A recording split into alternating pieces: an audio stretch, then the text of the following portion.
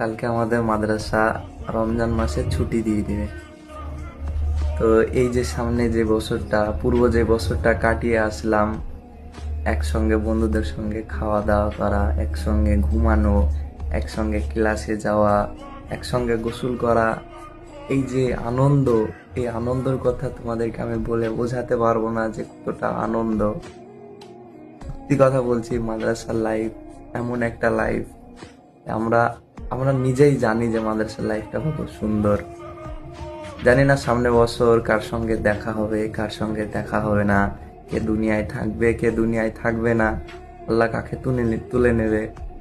তো জাস্ট একটা কথাই বলছি বন্ধু, যেখানেই থাকিস না কেন, যাই করিস না কেন, এই বন্ধুগুলোকে কখনো ভুলে যাস না, বন্ধুগুলোর একটু খোঁজ নিস।